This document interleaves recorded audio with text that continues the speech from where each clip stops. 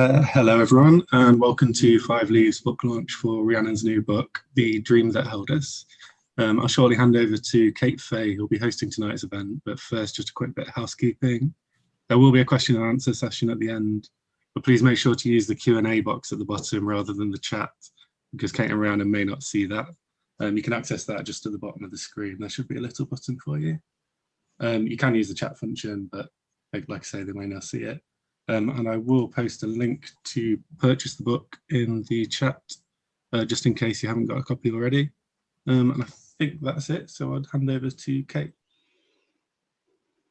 Well, thank you very much, and it's an absolute pleasure to be joining Rhiannon this evening for such an exciting event and getting me away from the TV at the same time. I've known Rhiannon for many years, far too many that I care to remember, stemming right back to our undergraduate days in Oxford. So thank you for allowing me to participate in promoting your wonderful new novel this evening. Of course, I don't need to tell most of you out there that Rhiannon is a prize-winning British author who has been published internationally. Her debut novel, The Woman Who Lost China, told the story of 4 generations of a Chinese family and was a product really of a quarter of a century of Rhiannon's association with the Chinese world. Then, of course, in 2017, her second novel, The Last Vicereine, was published by Penguin Random House India as part of their list celebrating the 70th anniversary of India's independence. A wonderful story Rhiannon told of and dramatised the love affair between Lady Edwina Mountbatten and Pandit Nehru, set against the backdrop, of course, of the partition. But the novel we're here this evening to discuss is Rhiannon's latest work, The Dream That Held Us, and I'm sure those of you who've read it have thoroughly enjoyed it and are looking forward to hearing more about it this evening. It is perhaps a little bit more contemporary in feel, and Rhiannon has moved us back to the UK and is exploring places that she knows and loves, namely the Yorkshire Dales and Oxford, although many of you who've read it will know that there are a few scenes set abroad in Delhi and in Dubai. As I say, it's much more contemporary in feel, but it does still explore the historical and political fault lines that have really marked all of Rhiannon's work to date. And I'm sure again that she will be exploring this in a little bit more detail this evening. So in a moment or two, I will invite Rhiannon to give us a brief synopsis of the novel, hopefully not giving too much away to those of you who haven't read it yet. And she's kindly agreed to read a section from near the opening of the novel. We'll move into a bit of a discussion after that. And please feel free to put any questions that you'd like me to put to Rhiannon in the Q&A box, and we will come to those towards the end of the evening. So without further ado, I will hand over to Rhiannon to introduce us to her marvellous book. Thank you so much, Kate, for that most kind and generous introduction. We have indeed known each other for a very long time, so thank you for that. And also, I just want to say thank you to Five Leaves for hosting this event. They are a magnificent local bookshop, the hub of our literary community, and they have supported my writing since the word go. In fact, it was Ross Bradshaw, a conversation with Ross, that set me on the path to getting the deal with Penguin India for The Last Vicereine, to which his reaction was, crikey. But that, as they say, is another story.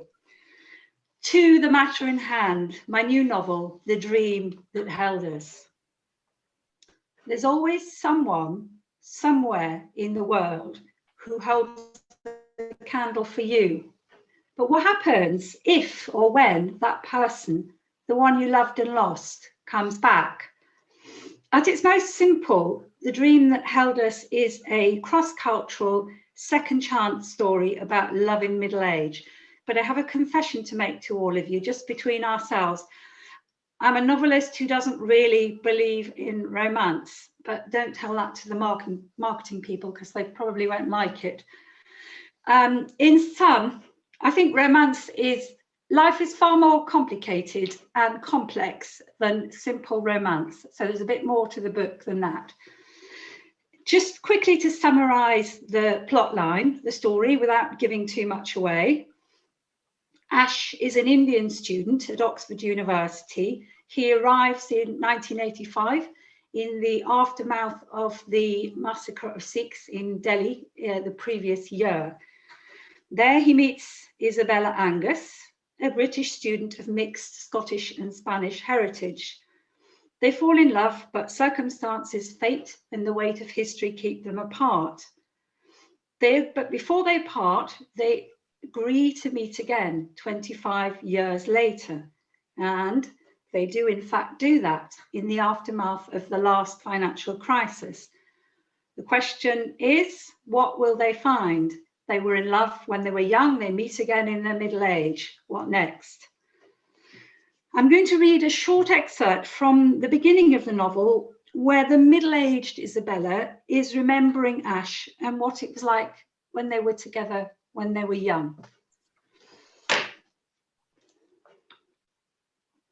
Chapter 1, Birmingham, September 2010.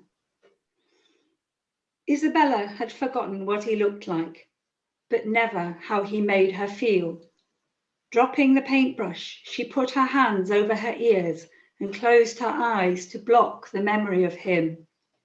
But it came as it always did, a rush of song, colour, smell and sound, the beat of him like tabla drums.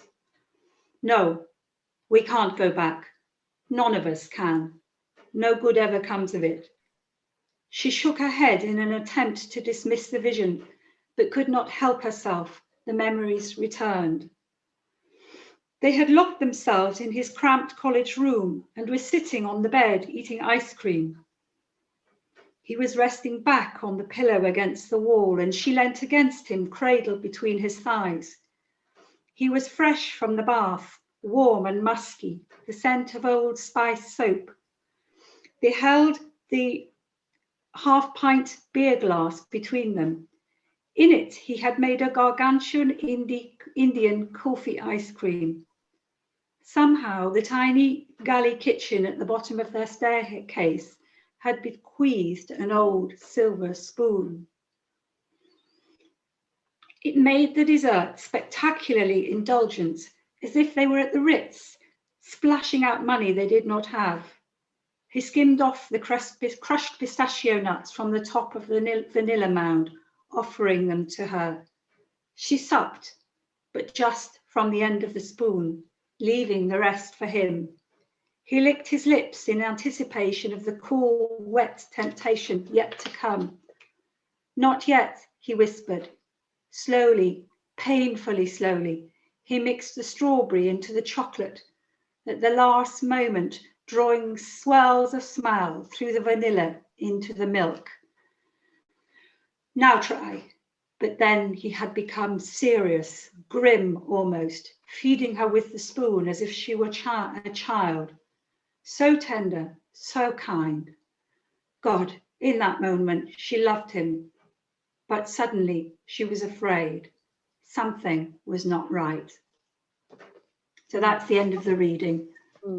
Thank you very much, Rhiannon. An absolutely beautiful opening and so evocative and descriptive and really sets the tone for the whole piece. So that was absolutely lovely to listen to.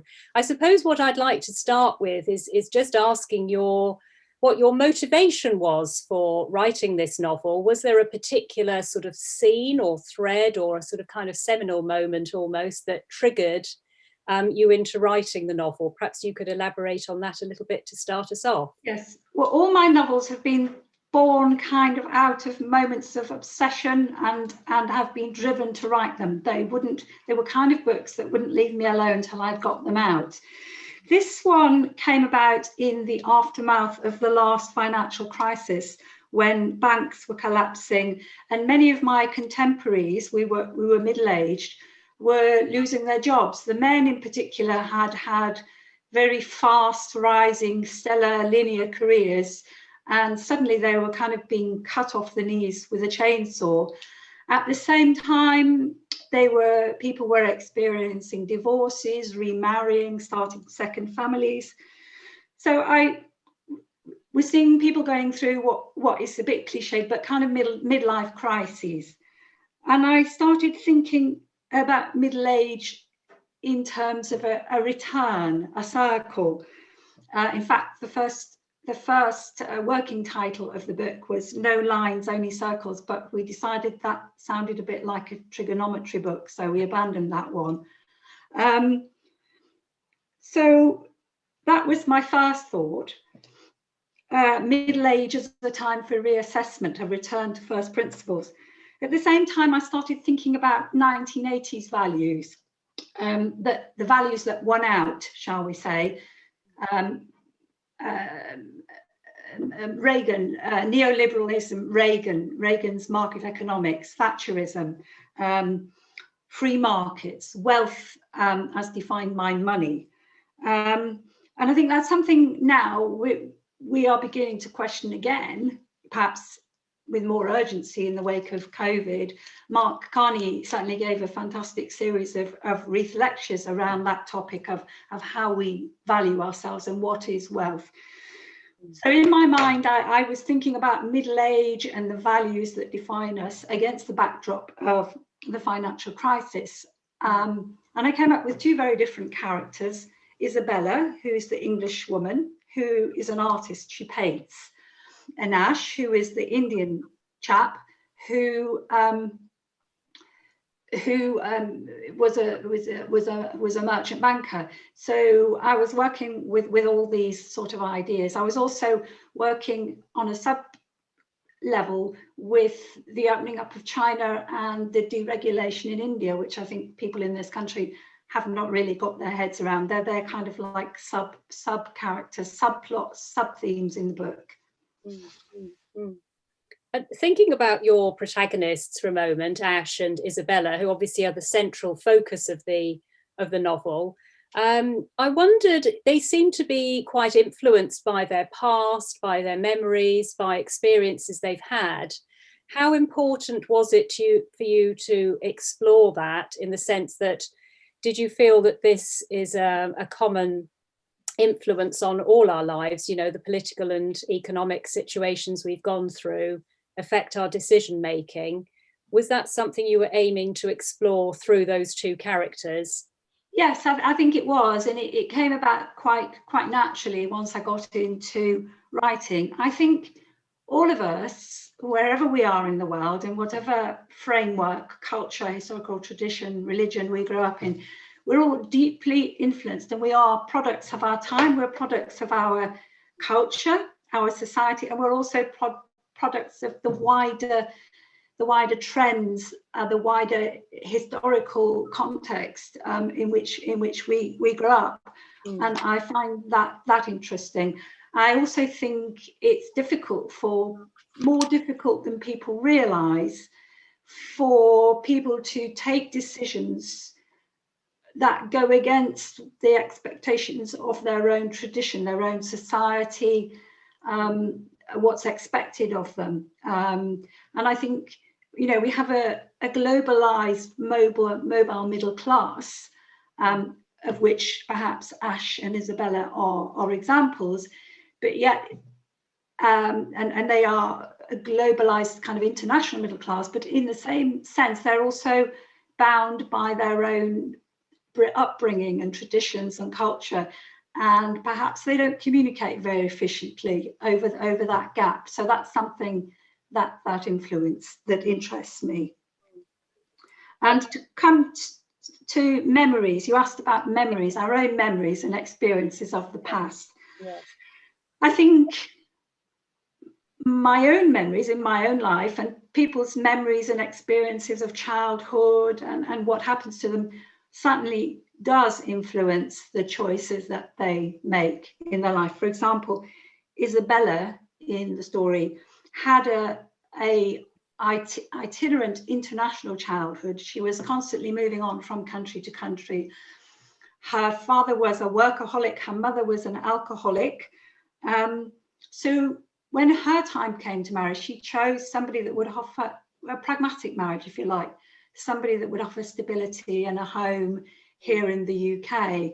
Ash, for his part, and this fascinated me, he had a fairly horrific experience, was a witness to the massacre of Sikhs in Delhi in 1984, and that changed him. I don't want to say too much because I don't want to spoil the book. But that has conditioned the choices that he made, that experience. And similarly, from my own experience, my generation was the generation of Chinese that were caught up in the 1989 Tiananmen massacre, and that the Chinese that I know, my contemporaries, that made a huge scar on their lives and also on my life. So that is something that interests me. That did come across very strongly throughout the novel, and that's fascinating to hear more on that topic. So thank you for that. Something that intrigued me was the role of painting within the novel, which you just mentioned. Obviously, it's Isabella's talents lead her to, you know, success and exhibitions and so forth in the story. She talks about it being a way in which she can work things out in her own mind, but at the same time, she seems to be perpetually frustrated and finding it really difficult to struggle, if you like, to complete works. So why did you pick on this sort of topic and idea, and what was your sort of purpose for using it almost as a sort of symbol throughout the story? Various sort of levels of answer to that. At the most simplest level, I was really rubbish at art at school, and I would love to be able to express myself through painting. I have many friends who are artists, and I would just love to be able to do it, and I'm in awe of anybody that can paint, but I can't do it. So in some ways I'm a frustrated artist. I write, that's how I express myself. So I was trying to sort of create somebody that would express herself through painting, because that's what I can't do. The painting it runs, as you quite rightly say, it's a kind of motif that runs through the book. And I think she's a typical artist in that she is never satisfied with what she produces. And I think many artists, you know, you're constantly striving, you're constantly battling, and you're never happy, and you never quite, you just think you've got there and you never have got there. So that was something seemed natural to me, that she would be experiencing that kind of thing. The painting was a way of expressing her internal world, her emotions, herself, her suppressed self that was suppressed in the marriage, that she was not always very happy, and also of trying to express her relationship with the natural world and what made her life worthwhile, which was being part of the natural world and expressing herself through her painting. So that was really what I was working at through the painting. I particularly liked her comment about it not really coming to life until she's put the final layer on. Yeah. Obviously, at the start of the novel, she's kind of removing layers. So yeah. I like the way you use that to sort of symbolise perhaps the process she'd gone through in the novel. So thank you for that. Another very impressive aspect, I think, of the novel is the way in which you use flashbacks and different time frames within the novel. Obviously, you've got the 1980s Oxford, and then you've got the winter of 2010, with sort of little episodes now and again that you refer back to. It seems completely seamless and you know, really wonderful to follow it. The next change of scenes seems to come at exactly the right moment, but I'm sure it wasn't that easy to put the structure and construct it yourself. So can you sort of elaborate or explain a little bit more about your process in terms of writing it and not getting yourself confused about where you are, which that's most generous. That's most generous of you, Kate. Thank you. I think flashbacks are extremely difficult to do, and you never quite know as a writer if they work unless readers think they work or your editor thinks they work. They can be very problematic, and you can get yourself tied up. I think the way I conceptualized this novel I don't know how, but it was the way it came to me, as a kind of yin-yang structure. And the novel is in fact divided into two parts. There's 2 points of view. The first part is primarily from Isabella's point of view. The second part is primarily from Ash's point of view, with a little sandwich bit, or the little yin and yang dots on either side, so to speak, with a point of view from the master of the college that they both attended. So that yin yang structure and the 2 points of view gave me a kind of structure that I felt that I could work within, and I'm pleased that you felt it came together. Yes. No, very, very effective. And I say it seemed to always be at the right moment, at the right time, when you were just interested to know what had happened in the past or in the future. You know, you were suddenly there, taken there. So very interesting. We talked a little bit at the start about your sort of fascination with what you call the fault lines, the cultural and historical fault lines, which is certainly, you know, quite prevalent in this latest novel as well as your previous works. Can you sort of just tell us a little bit more about how that is reflected in the novel, and, you know, make reference to any of your previous work too, if you'd like to, but the sort of the cultural historical fault lines is something that I know has cropped up when I've spoken to you in the past about your work, so that'd be interesting to hear a little bit more about. Thank you, Kate. It is something that fascinates me and has defined my work. I'll deal with that question in 2 parts. I'll talk about my previous work, and then I'll talk about how it came together in this book. Quickly, I don't want to go on too much about my previous work.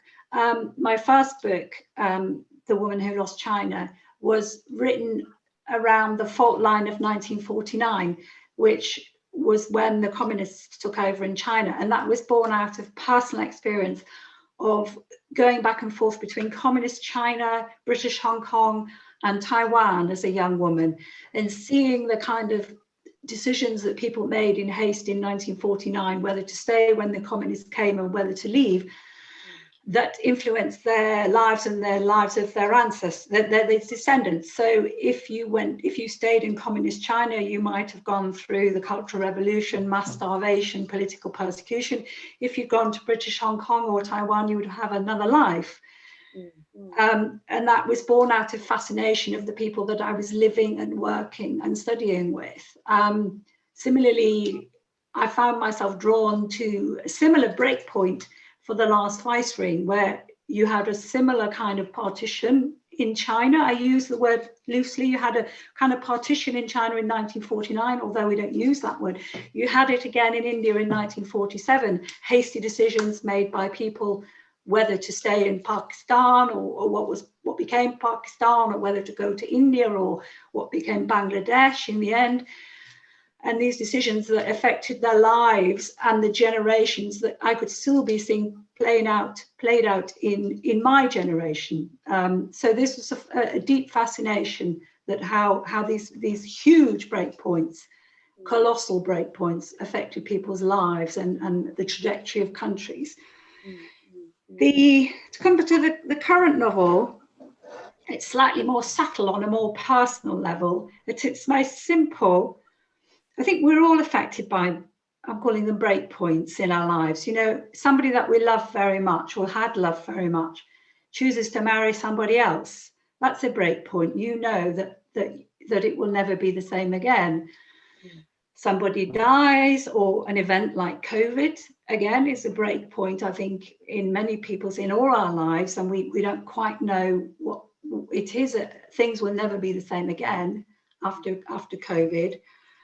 There are bereavements, there are invasions, there are wars, but on a personal level, this book is more about the breakpoints in our private lives, and also the fault lines between different cultures. So Ash and Isabella's, some of the decisions that Ash makes are influenced by his memory of partition and what his family would think. So I'm playing with all sorts of ideas, but in a more micro level, perhaps in the book than in this book than in the previous two levels, if that makes sense. Thank you. Yes. I'm going to ask you one more question, and then we have already got some questions in the Q&A section. But again, I'd like to invite anybody else who'd like to put a question to Rhiannon to perhaps do that while she answers my final question. And I'll move to the ending of the novel. It must have been very, very difficult for you to decide. Obviously, I know you won't want to give away the ending, but what conflicting factors did you have in mind as you tried to complete the novel? That's a superb way of phrasing the question, Kate. Really, really, really well done. Yeah, I mean, there's a lot of pressure in the publishing industry at the moment to produce uplifting literature. So I was conscious of the need that for a commercial publisher to take me on, they would want something uplifting. At the same time, I was torn about whether to do that or not, because I wasn't convinced that riding off into the sunset and living happily ever after was exactly the right ending for these two characters.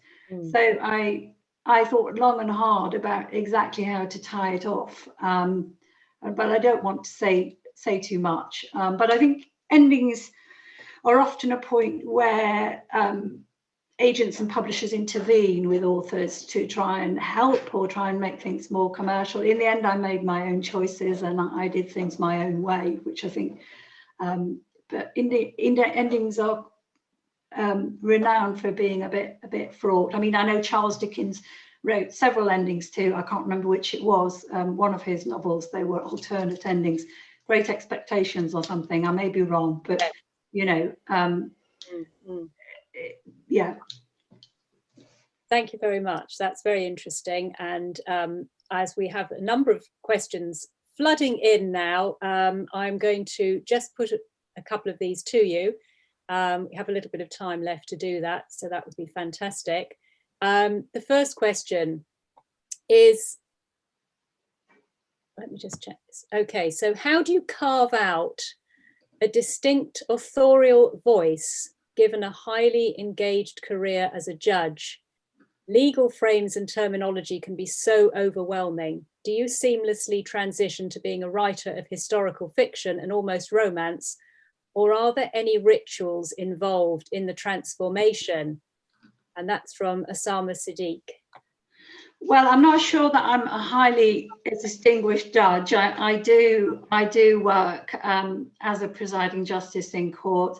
I actually find the two roles extremely complementary, because the court role is one particular role. It requires a certain discipline and a certain teamwork and a certain way of thinking and making judicial decisions, whereas the creative role is much more liberating. And I find that the contrast between the time that I spend in isolation when I'm writing and the time in my other role where I'm much more part of a team is actually very positive for my life. It's a great combination of things. Obviously, I can't publicize the other role too much. I have to keep that under my hat. But rituals. I'm quite bloody minded, actually. I was always a morning person. Kate might remember when we were at college, I would be up at the crack of dawn to get my essays done before noon, whereas other guys and girls wouldn't start on it till sort of 7 o'clock at night, and they'd be up all night trying to finish it. So I've always been a morning person, and I have been quite ruthless in getting up, getting my son to school, meditating a bit, having a cup of coffee, and then making myself get on with it in the mornings. But I am a bit worried because now I'm getting older, I'm getting a bit less driven. So I do faff about a bit more than I would have done. Thank you very much, Rhiannon. And we have a number of questions here. So Graham Hutchings, thank you for putting forward a question. Congratulations on the book. Do you think you might return to setting a novel in China as you did with your first very enjoyable one? Ah, Graham, that's a fab question. Yeah, China is a bug. I can't get rid of it. The one I'm currently writing has a Chinese or a mixed race Chinese English protagonist. That'll be novel number 4. However, I'm running into trouble with commercial publishers with this because of this Own Voices movement. Frankly, they're very reluctant, despite my a lifetime spent in association with China, being married to a Chinese man, having a mixed race child. They are very frightened to publish something about China with Chinese characters who's not written by an ethnic Chinese. So that's the publishing world as it is at the moment. I can't, you know, China is part of me. Half my family is Chinese. It's what I know about in many ways. It's what I love. And it is what I want to write about. And I have decided that I'm going to write that, finish the novel. It's nearly finished, because it's a novel that I'm passionate about and I want to write about. So yes, there will be a return, not exactly to China, but to things Chinese, and to break lines and fault lines in things Chinese, contemporary Chinese. Thank you very much. And I would again encourage people to put questions forward in the Q&A section, and we'll try and get through as many as we can. This is from Justine. How did you research the partition and its impact on Ash? Did you have people you could ask who were there, or did you base this on written accounts from the time? That's from Justine Ball. I knew some friends who were Sikhs who hadn't been in Delhi at the time, but whose family members had been. So I was aware of what was going on at the time as a young woman, not just from the news, Mark Tully's reports, but because of what my Sikh friends were talking about. The actual events in Delhi in 1984, I researched them. I didn't know anybody who was there, but I knew people who. There's a lot of stuff, and I knew people who knew people who'd been there. So I was very aware of the impact on the Sikh community, on the wider Indian community. Something that it's a topic that is still very controversial and is still running on in India today and hasn't ever really been settled or dealt with properly. So I researched a lot of the actual events, the day-to-day, the minuscule events of the days after the assassination of Indira Gandhi. I went and researched quite thoroughly. Thank you very much. And this is from Rosie Knighton. As the author of a novel, are you allowed to have a favourite character in your own book?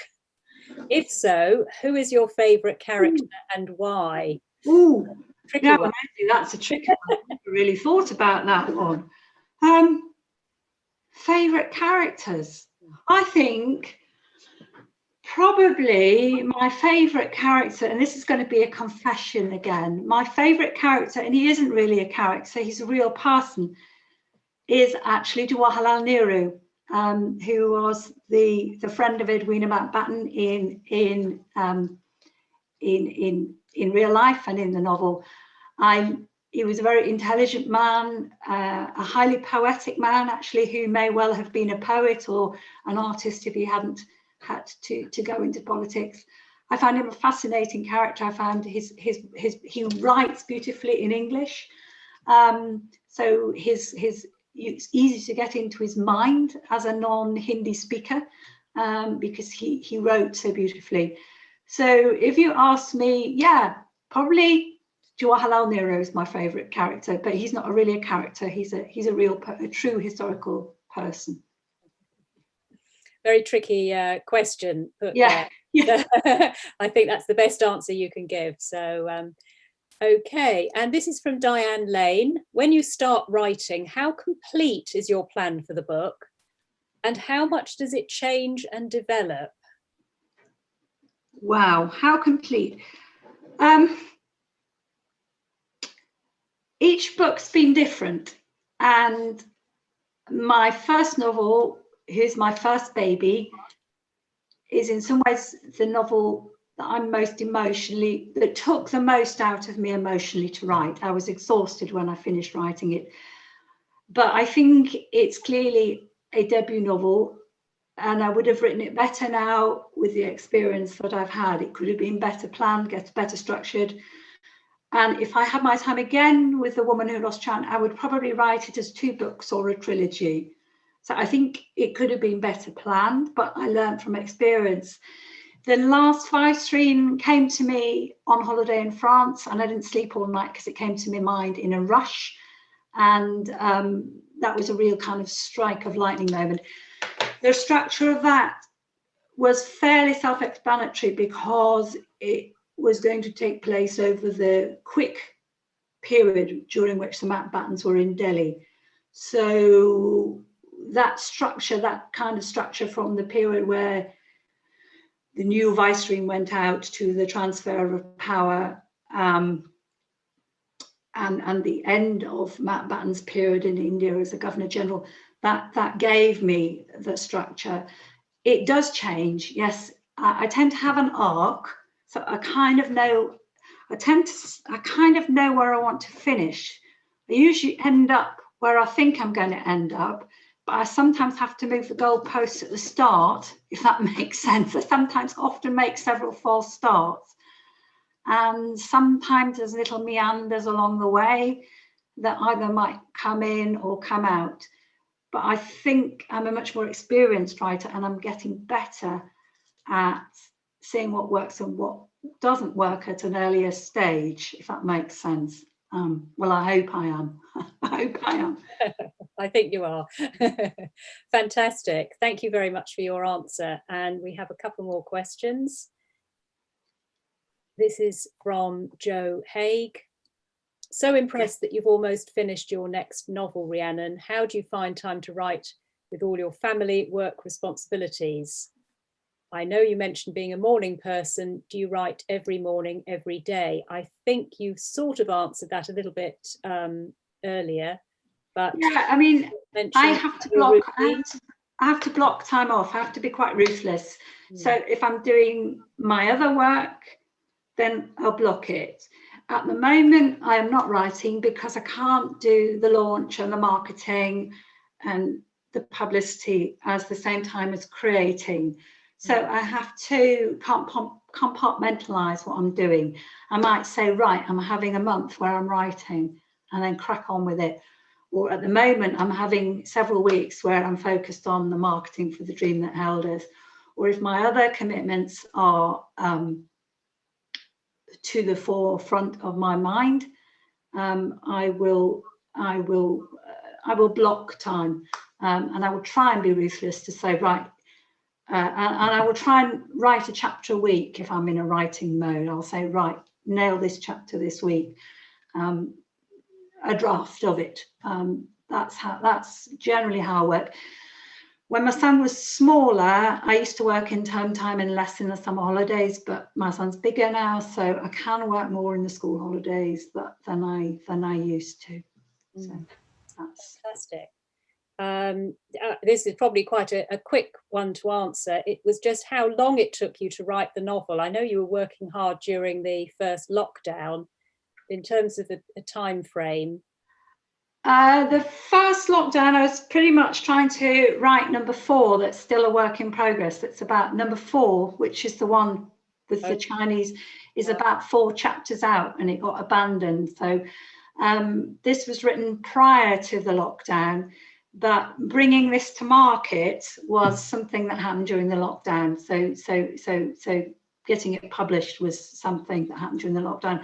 And I would say that in March, when we were bringing this to market, it never occurred to me that when it came to market, now, nearly a year later, we would be in a second lockdown. I find that quite quite shocking. Lockdown is what we're calling it here in the UK. Basically, we're all, because I know there's people from abroad watching, we're all stuck in our houses still. So I find that quite sad.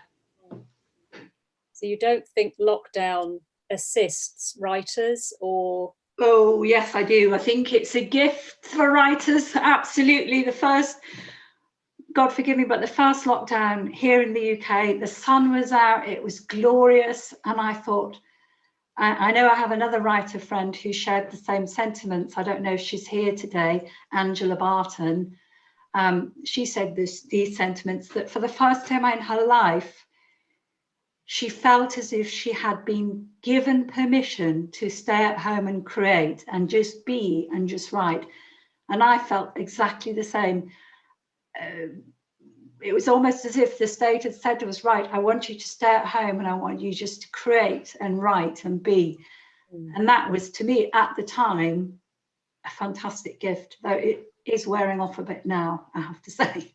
As you say, a good opportunity for yes. creative activities, which is absolutely something that will come out of this period of time. So yes, I think there will be a lot of marvelous things in terms of art, literature, music that come out of this period of introspection, if I want to call it that. Though introspection is, perhaps we've had too much of it, but I think there will be some wonderful books coming out, some wonderful paintings, wonderful music. Well, thank you very much, Rhiannon. I'm sure that people will be rushing out to purchase your novel, and we'll have a fantastic time reading it. And it's been very enjoyable to listen to how you've constructed the novel and all your inspiration for writing. But we are unfortunately coming to the end of our evening. And apologies to those of you who put questions in the Q&A and we haven't been able to get to you, but it was marvellous to have those questions put forward. And I hope that everybody watching and listening out there has had an enjoyable evening. Rhiannon's kindly agreed to finish off with a brief reading, which will end the evening. And I hope that you enjoy listening to that. Thank you, Kate. And before I go into the reading, I just want to give a huge thank you to you for being so fantastic and fielding all the questions and asking the wonderful questions. And thank you a million, really thank you a million. It's my pleasure. So, find the right page. This is from towards the end of the novel, where the middle-aged Ash and the middle-aged Isabella have met again in their older age, well, middle age really, and they meet in the Yorkshire Dales and they go walking. So this is a section from that. They're walking in the Yorkshire Dales. They sat for a while in the shelter of one of the mounds, watching the wind chasing the sunshine through the clouds. He, that's Ash, felt himself unravelling like a coil inside, no longer sure what was real or not, what was up and what was down. In Dubai, his world was straight lines, spreadsheets, graphs, angles, goals, targets, tall buildings, roads. Here, with Isabella, in this place, nothing was linear. Everything was soft, yielding, contour and curve. It disorientated him. I think, he said at last, in life there are no lines, only circles. After a while they set out again, climbing steeply now up the side of the mountain, higher and higher, dragging, pulling each other, panting. He gripped hard with his hand to pull her up. The heather had passed away and there was only grass and rocks. The wind beat them, whipping their faces, robbing their words, so that they gave up trying to speak. On their hands and knees they scrabbled. Her nails scratched his forearm as he hauled her almost to the top. They were the world, and the world was rock and stone, and it was them.